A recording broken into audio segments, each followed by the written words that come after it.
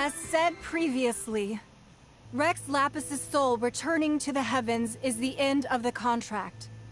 And it is also the end of an era. 3,700 years of contracts burnt and reduced to ash.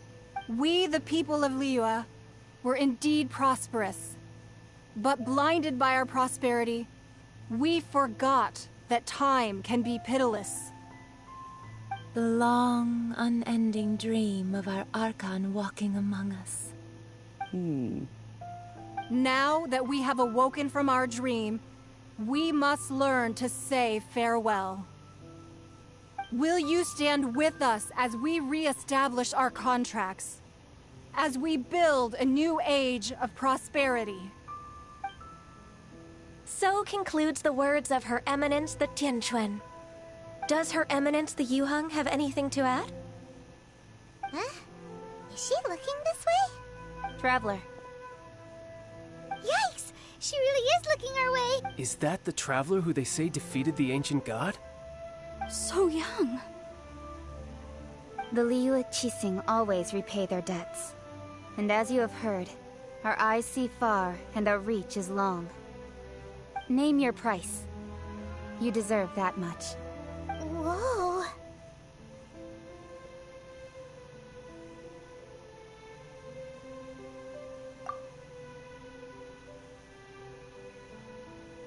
Well, could you help me put up some missing person posters?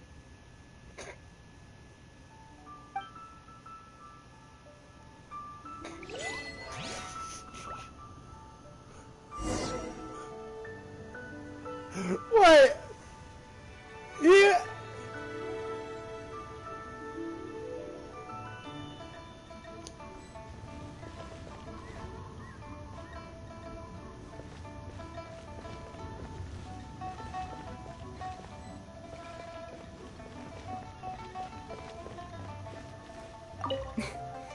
If you were looking for someone, you could have just told me that in private. The cleanup of the premises, managing the crowds is... Roping you in was possibly the most masterful move we could have made. I believe that future generations will say so too when I...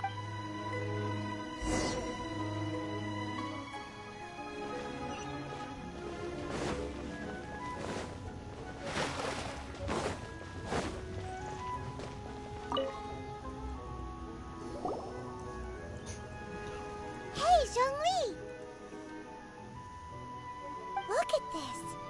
Everyone in Liyue is caught up in their emotions, thinking that they'll never see Rex Lapis again. And here you are looking all relaxed. Why would I not feel more at ease after laying down the burden I have borne for 3,700 years? Right. If the two of you can spare the time, I should treat you to a meal at the Xinyue kiosk. That sounds like big talk, Zhongli. Paimon might have believed you if you were treating us to some third-round knockout, but you'd have to pay out your nose just to stand inside Xinyue kiosk. Are you sure you can afford it? You're right. I do like the Mora.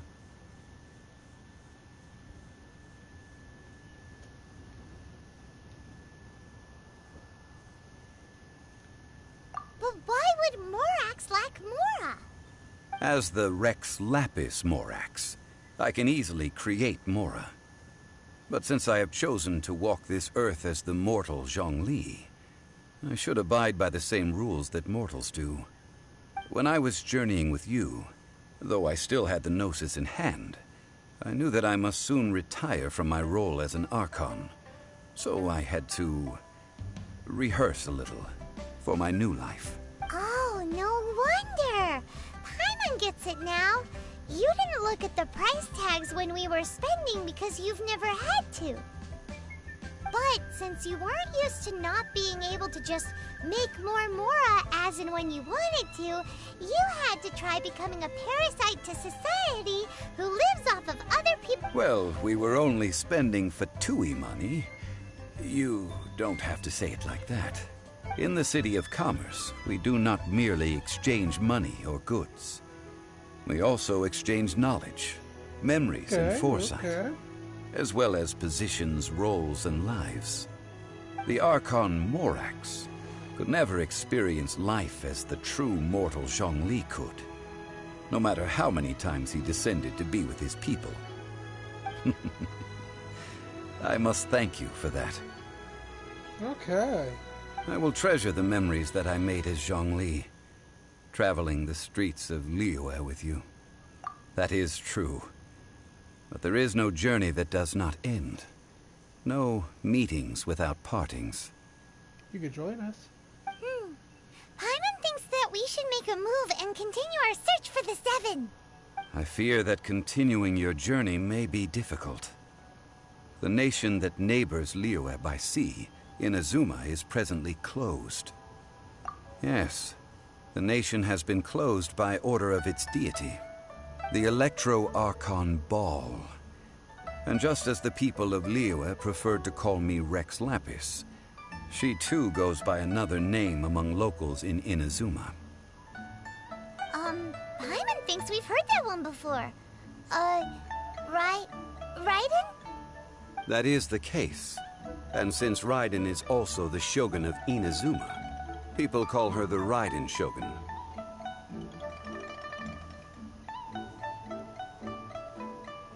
That said, though people at the wharf were saying that the situation in Inazuma is very tense, Paimon doesn't remember that always being the case.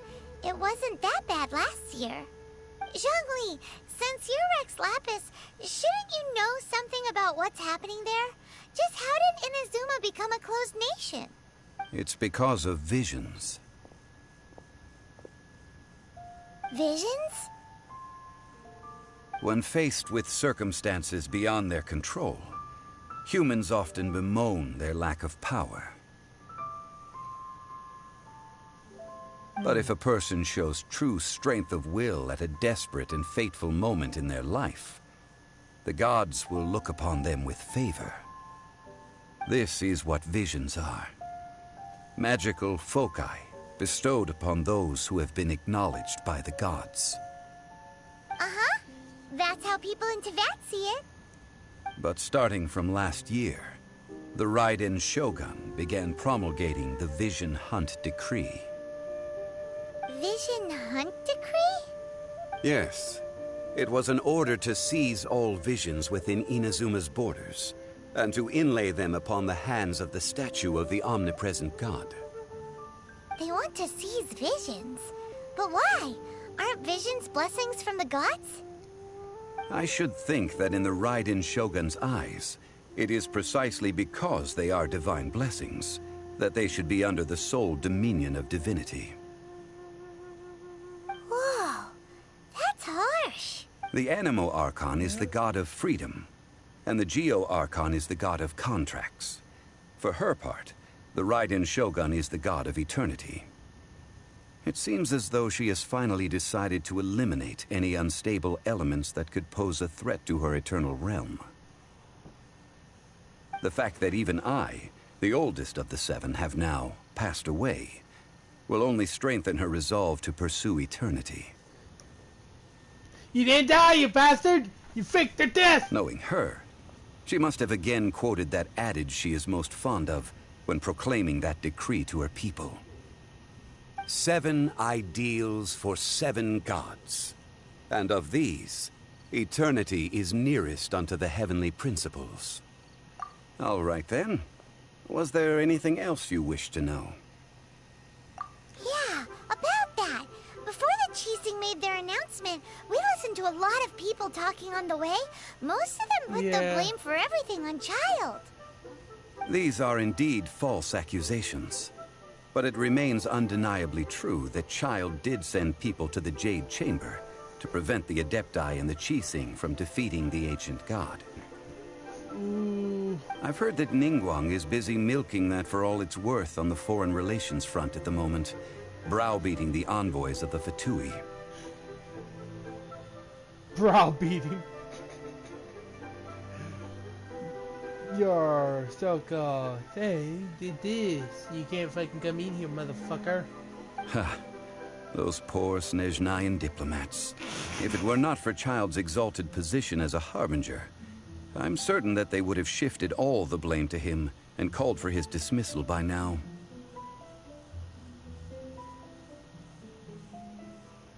All right then. Was there anything else you wish to know? Not really.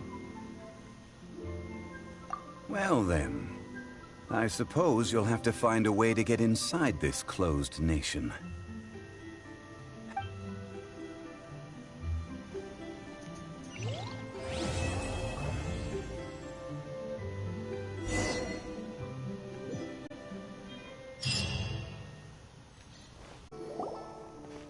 I want my own home. Ah, children, come, come.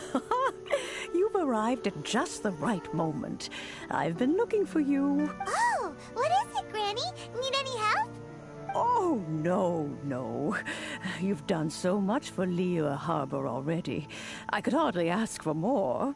In fact, my old friends and I have been putting our heads together to think of what sort of gift we might give you in return. I get a new house. A gift? For Paimon?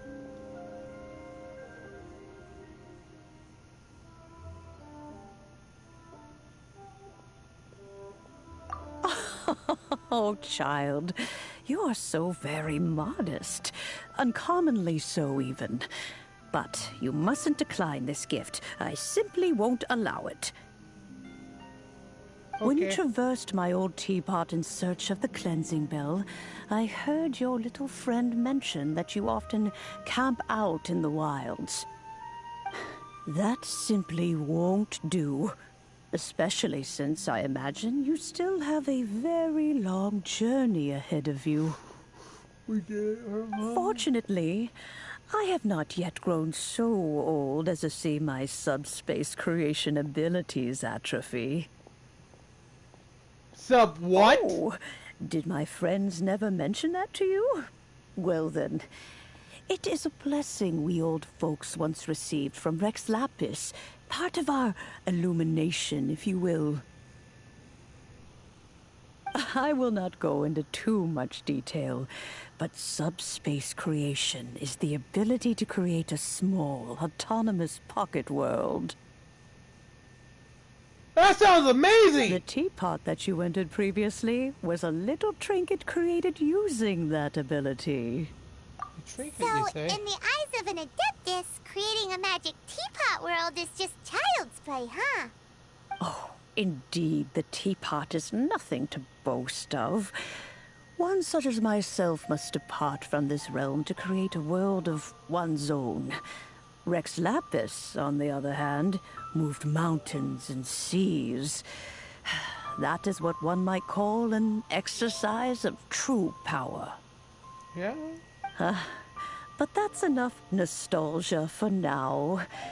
The gift that I have prepared for you just requires a few final materials to add. That's right!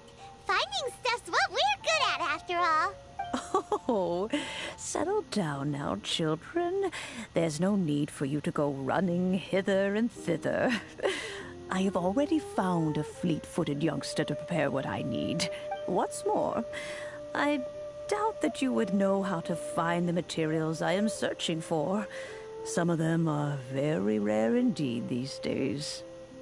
Well, for starters, I require some shimmer soil from the banks of Dihua Marsh. Back in the day, it could only be found where the glazed lilies thrived most profusely. You would have to dig downward, following the roots of the glazed lilies, and if you were... But almost no one has been able to find shimmer soil in this manner since Dihua Marsh came to be the way it is today. Even more difficult to find is smaragdus jadeite, which must be chiseled from the rock of the chasm.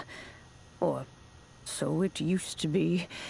Ever since the Blackcliff Forge opened for business, they've slowly but surely stripped the mines all but completely bare of it. In any case, smaragdus jadeite is an adepti treasure, and the adeptal...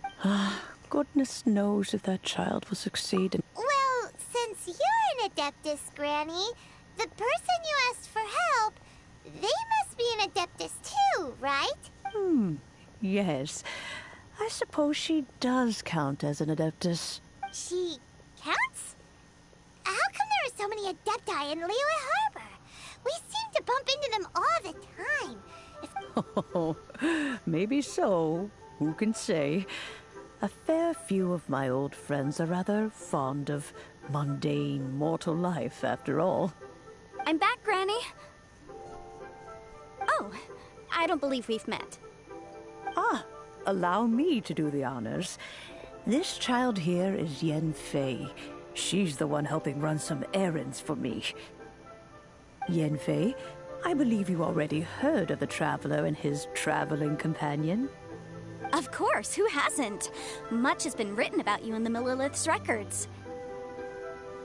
You became one of Liyue's most wanted after the Millilith marked you as a suspect following the incident at the Rite of Dissension.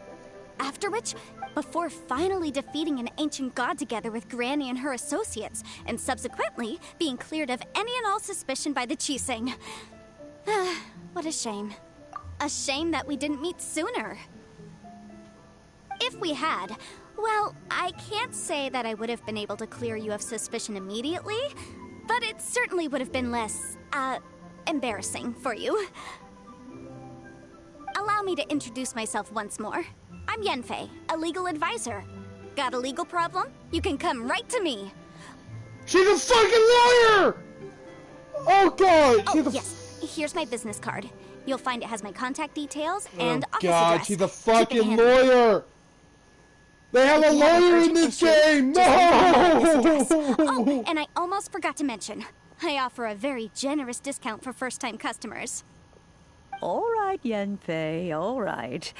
Let's get to the business at hand. Antlers? I do not think these two are in any dire need of legal assistance at the moment. You'll have to excuse Yanfei. She's always been like this. Ever the talkative one when it comes to her own affairs. Paimon was gonna ask the same question.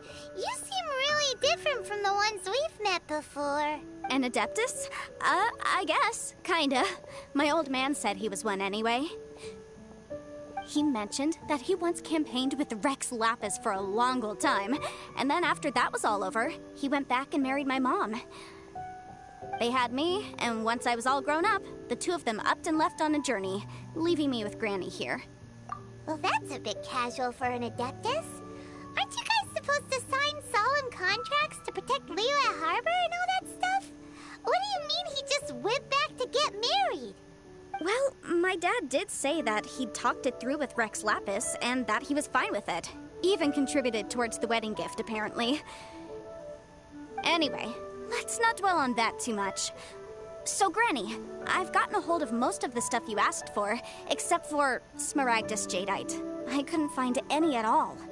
Is that so? But Smaragdus Jadeite is really rather essential. Yanfei, are you sure you can't find some other way? They have helped Liyue greatly, after all. It is only right that they are duly rewarded. I know, Granny, you've told me 1,000 times already. Well, the chasm's definitely a no-go, but there's still a chance we can figure out some alternative means of procurement. Hold on a moment. Let me have a look.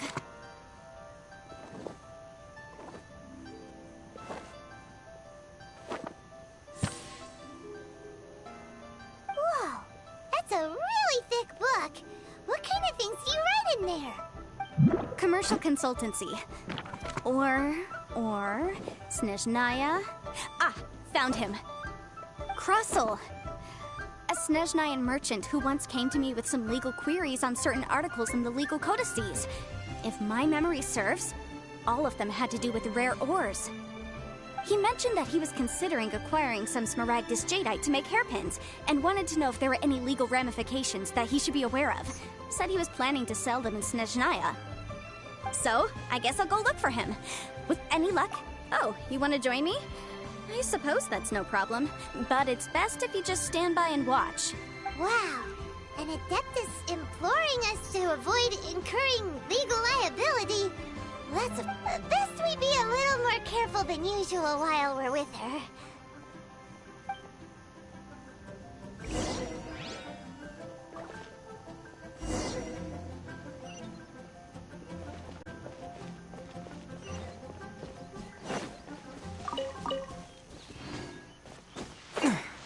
You brought it.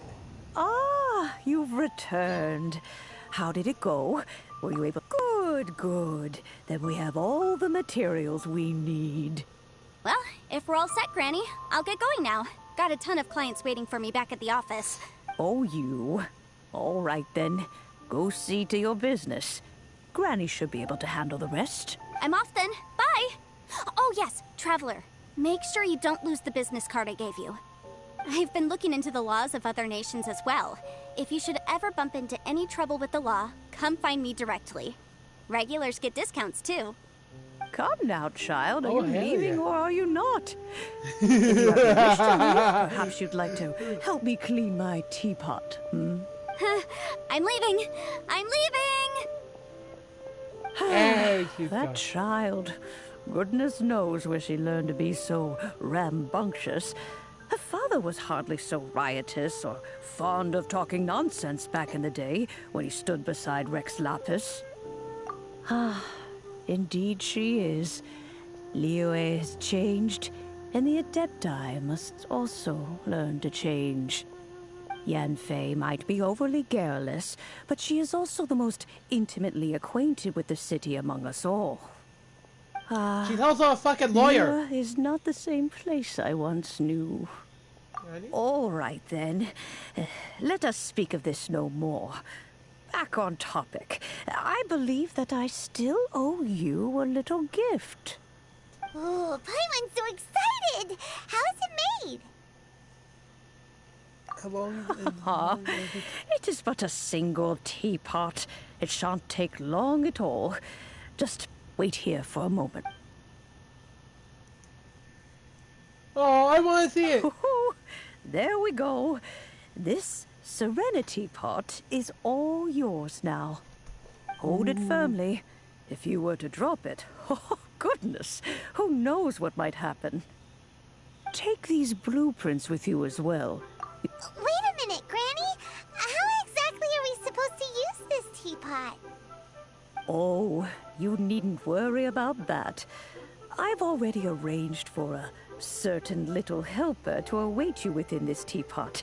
She will explain everything you need to know about it.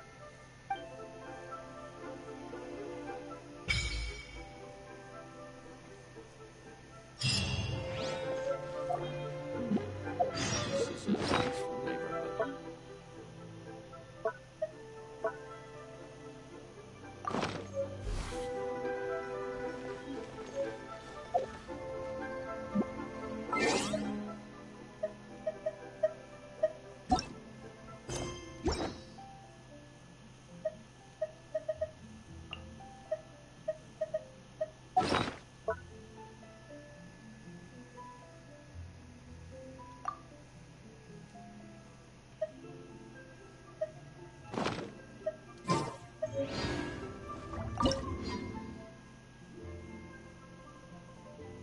Wait.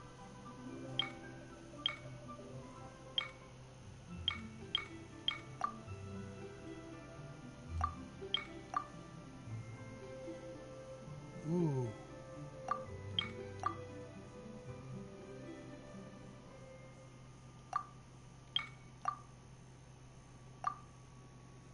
I have to be level 40?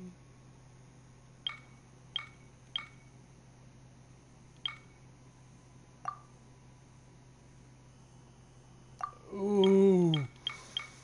I want this one.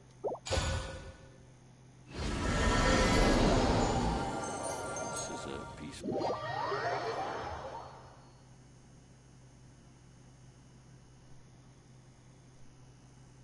What the fuck? Hmm.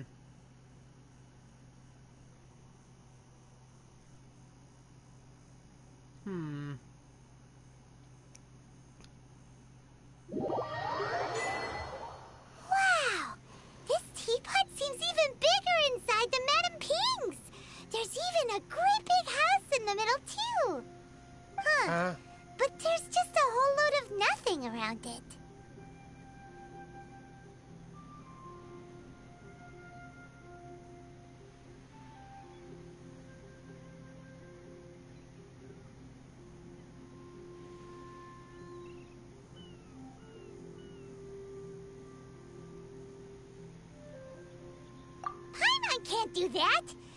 Well, you're the one with the sword anyway, you do it! Still, why is it so empty here apart from that house? Oh, wait a second, what is that?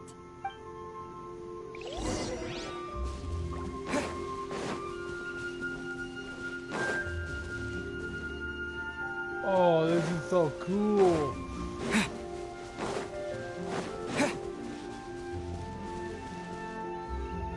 Well, it seems that we have a visitor. It's a huge finch!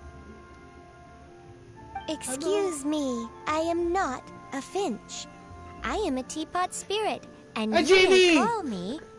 hang on a moment. What am I supposed to be called again? Oh, call me. I suppose you may call me Tubby.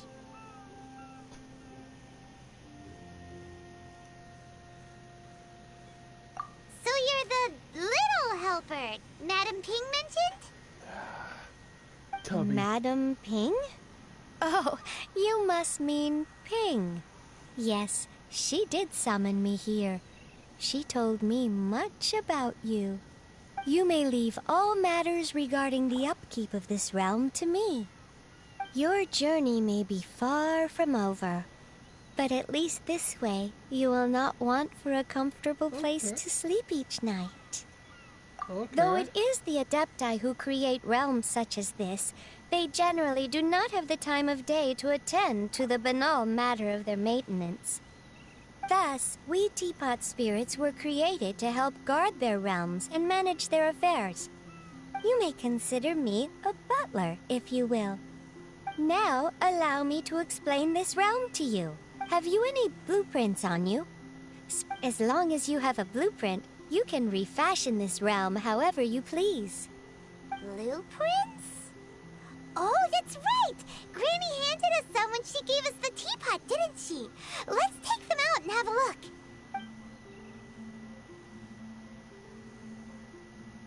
Yes, these are the blueprints I'm talking about.